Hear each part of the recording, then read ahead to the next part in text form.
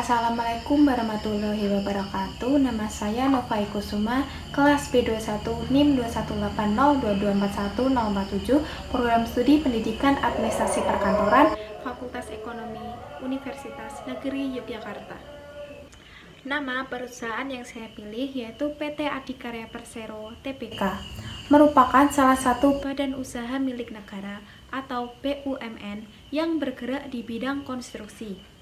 Perusahaan ini memiliki kantor pusat di Jakarta. Perusahaan juga memiliki divisi dengan di kantor di Medan, Palembang, Jakarta, Surabaya, Balikpapan, dan Makassar. Konsep organisasi PT Adikarya. Yang pertama, langkah 1.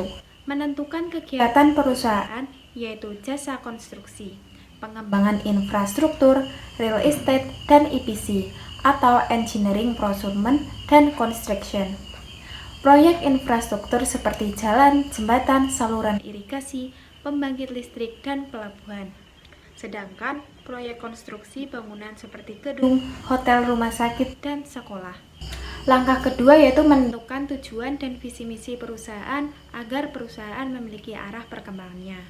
Sebuah goal menjadi perusahaan konstruksi terkemuka di Asia Tenggara, strategi meningkatkan kualitas produksi yang dihasilkan oleh pabrik precast dengan menambahkan inovasi-inovasi baru yang lebih unggul, memiliki taktik pasar dan produk seperti tempat produksi, orang, produk, harga, dan promosi. Langkah 3, mengelompokkan tugas-tugas ke dalam departemen-departemen yang dijalankan serta wewenang dan tanggung jawabnya. Manajemen tingkat atas dijabat oleh direksi dan dewan komisaris. Bagian selanjutnya ditempati oleh beberapa departemen dan tugasnya yaitu yang pertama, bagian keuangan bertugas mengelola keuangan perusahaan, melakukan transaksi dengan pemasok, mengendalikan kegiatan keuangan, dan membuat laporan keuangan perusahaan. Departemen infrastruktur sebagai tim IT di perusahaan yang memiliki tugas merancang dan mengawasi penerapan teknologi, membuat desain infrastruktur jaringan di perusahaan, dan memelihara teknologi. Bagian pemasaran memiliki tugas untuk mengidentifikasi kebutuhan pasar, mengamati pesaing untuk membuat strategi pemasaran, dan memperkuat citra perusahaan. Departemen gedung adalah departemen yang bertanggung jawab atas semua kegiatan yang berhubungan dengan personalia. Pekerjaan sehari-hari dimulai dari melakukan proses pengadaan seluruh fasilitas peralatan kerja, menganalisa kebutuhan pengadaan dan pemeliharaan seluruh fasilitas dan fasilitas penunjang kegiatan kantor secara cepat dan efisien. Dan yang terakhir yaitu bagian SDM mempunyai tugas untuk mengembangkan potensi karyawan di suatu perusahaan agar perusahaan dapat berjalan baik bahkan mengalami perkembangan. Langkah keempat yaitu mengembangkan hubungan antara atasan dan bawahan dalam departemen perusahaan. Sebagai kepala departemen masing-masing memberikan perintah kepada staf untuk melakukan pekerjaan mereka dan mengevaluasi kinerja staf. Langkah kelima atau yang terakhir selalu membingkai kebijakan perusahaan untuk koordinasi yang lebih baik untuk menciptakan hubungan kerja yang sehat. Selanjutnya ada 6 elemen PT Adikarya. Yang pertama, spesialisasi pekerjaan terlihat dari pembagian tugas seperti lebih detail. Seperti perincian direktur keuangan dibagi lagi menjadi 2 cabang, yaitu Departemen Akuntansi dan Keuangan dan Departemen Portofolio Bisnis dan Manajemen Risiko. Yang kedua ada departementalisasi, yaitu mengelompokkan pekerjaan seperti departementalisasi berdasarkan produk. Misalnya Departemen Infrastruktur membuat kerangka infrastruktur yang akan dibuat. Kemudian Departemen Pemasaran akan menangani produk jadi untuk melakukan pemasaran. Selanjutnya ada membedakan antar posisi. Tujuan dari struktur perusahaan adalah untuk membedakan antara jabatan-jabatan dalam perusahaan. Semakin tinggi jabatan yaitu semakin penting jabatannya. Lalu ada mendistribusikan otoritas. Misalnya manajemen di Departemen Gedung memiliki wewenang untuk mengadakan dan memelihara sejumlah fasilitas di gedung perusahaan dengan mencatat barang-barang yang rusak, seperti memeriksa kondisi sarana dan prasarana. Namun, ia tidak memiliki wewenang untuk membeli peralatan secara langsung, melainkan harus berkoordinasi dengan manajer di bagian keuangan. Yang terakhir yaitu pekerjaan desain. Misalnya, tim kerja biasanya dilakukan oleh manajer keuangan dan infrastruktur. Ketika manajemen pemasaran melakukan pemasaran, tentunya harga yang tepat telah dipastikan dengan adanya kerjasama antara manajer keuangan dengan infrastruktur. Selanjutnya ada prinsip organisasi PT Adikarya. Yang pertama ada prinsip kesatuan tujuan. Dalam proses mewujudkan cita-cita perusahaan menjadi perusahaan konstruksi terkemuka di Asia Tenggara dan meningkatkan kualitas produksi yang dihasilkan oleh pabrik-pabrik precast dengan menambahkan inovasi-inovasi baru yang lebih unggul. Yang kedua, prinsip spesialisasi. Setiap staf, kepala divisi, dan karyawan tentunya sudah memiliki keahlian di bidangnya masing-masing. Terbukti ada divisi di setiap departemen yang dijalankan. Yang ketiga ada prinsip koordinasi. Prinsip ini biasanya dipegang oleh atasan untuk mengkoordinir bawahan agar sesuai dengan perencanaan perusahaan. Yang keempat ada prinsip otoritas. Prinsip wewenang harus dilaksanakan berdasarkan penempatan departemen oleh setiap anggota organisasi, karena wewenang setiap departemen berbeda. Yang terakhir ada prinsip komunikasi. Prinsip-prinsip komunikasi penting diterapkan ketika misalnya ada transaksi jasa dari perusahaan kepada pelanggan. Tentunya harus menggunakan komunikasi yang baik yang disediakan oleh bagian pemasaran. Lalu ada jenis PT Adikarya. Berdasarkan jenis perusahaan, PT Adikarya termasuk dalam PT, perseroan adalah badan usaha yang berbadan hukum. PT Adikarya juga termasuk dalam kategori perusahaan jasa dengan tujuan melayani pelanggan untuk melengkapi kebutuhannya. Karena perusahaan ini milik negara dan termasuk organisasi non-perseorangan, maka ada saham perusahaan yang dijual kepada rakyat Indonesia yang dapat diperoleh di Bursa Efek Indonesia. Selanjutnya ada struktur organisasi yang digunakan PT Adikarya Tbk. Struktur yang digunakan yaitu struktur hierarki karena rantai komando berjalan dari atas, seperti CEO atau manajer, ke bawah seperti karyawan, dan setiap karyawan dikelompokkan dengan memiliki supervisor yang jelas.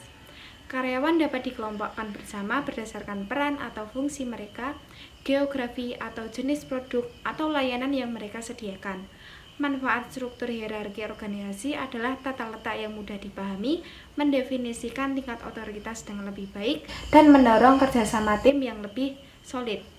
Selanjutnya ada komunikasi organisasi.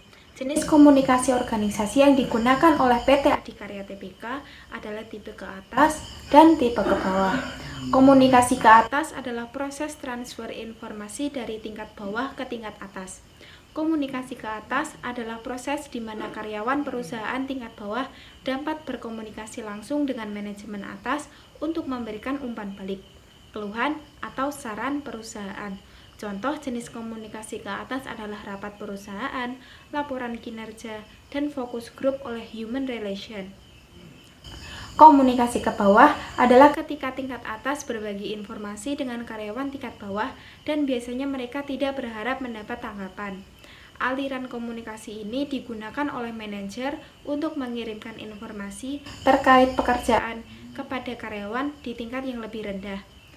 Bentuk komunikasi ke bawah tingkat atas termasuk pengumuman melalui pidato, blog, podcast, dan video. Selanjutnya ada perilaku organisasi. PT Adikarya juga menerapkan perilaku organisasi di perusahaannya dengan tujuan untuk meningkatkan kinerja, mendorong inovasi, memotivasi karyawan untuk mencapai tujuan perusahaan, dan meningkatkan kepuasan kerja. Unsur-unsur perilaku organisasi oleh PT Adikarya adalah kepribadian yang banyak orang yang bekerja di perusahaan. Kepribadian selalu memegang peranan penting dalam cara seseorang berinteraksi dengan individu atau kelompok untuk menghasilkan sebuah karya. Jadi, dengan perusahaan mempelajari hubungan yang baik antara kelas atas dan kelas bawah akan menciptakan perilaku organisasi yang baik. Kemudian, struktur perusahaan juga memiliki peran yang besar dalam perilaku organisasi karena struktur memberikan informasi pembagian tugas per unit dan divisi serta tugas pekerja. Teknologi juga dapat mempengaruhi perilaku orang-orang di perusahaan PT Adikarya. Teknologi oleh PT Teknologi Adikarya ini semakin canggih menggantikan pekerjaan manusia, seperti keberadaan bulldozer untuk menggantikan peran manusia dalam menggali lubang di tanah. Manfaat teknologi memungkinkan orang untuk melakukan lebih banyak pekerjaan dengan lebih cepat dan efisien. Yang terakhir yaitu adalah lingkungan eksternal di Indonesia, seperti apa kondisi ekonomi, politik, dan budaya di Indonesia yang mempengaruhi kinerja perusahaan, khususnya perilaku organisasi. Model perilaku organisasi PT Adikarya yang digunakan oleh struktur perusahaan adalah model otokratis. Model ini adalah kekuasaan dengan orientasi manajerial kewenangan untuk mengendalikan karyawan yang bekerja di bawah perusahaan. Para pegawai biasanya memiliki kedisiplinan yang tinggi karena bergantung kepada atasan atau kantor pusatnya. Yang terakhir yaitu pengembangan organisasi. Pada saat perusahaan akan membuka lowongan pekerjaan, maka perusahaan akan melakukan pelatihan karyawan. Pelatihan karyawan sangat penting, seperti kebutuhan pekerja untuk tetap kompeten dan produktif. Kemudian, penelitian dan pengembangan produk, karyawan harus memiliki kemampuan untuk mengembangkan produk dan jasa yang ditawarkan oleh PT Adikarya. Selanjutnya, membangun tim. Kegiatan ini membantu meningkatkan cara karyawan menyelesaikan tugas perusahaan, meningkatkan hubungan komunitas. Langkah ini dapat mengubah reputasi perusahaan Anda di mata publik dan berpotensi mendorong lebih banyak penjualan. Contoh pengembangan organisasi di PT Adikarya adalah diagnosis masalah pertama seperti karyawan kurang terampil dalam kinerja. Kedua, langkah umpan balik dan penilaian seringkali melibatkan penyelidikan yang tepat atas masalah yang teridentifikasi. Rencana selanjutnya adalah penyelesaian masalah di PT Adikarya. Biasanya tahapan perencanaan adalah workshop atau team building. Implementasi perencanaan. Setelah perencanaan dibuat, langkah selanjutnya adalah implementasi, karena implementasi merupakan elemen kunci dari model. Jika implementasi berhasil dan selesai, maka langkah selanjutnya adalah evaluasi, di mana manajer akan menilai implementasi yang telah dilakukan oleh para karyawan. Sekian dari saya. Apabila ada kesalahan kata dan sikap, saya mohon maaf. Billahi taufiq wal hidayat. Wassalamualaikum warahmatullahi wabarakatuh.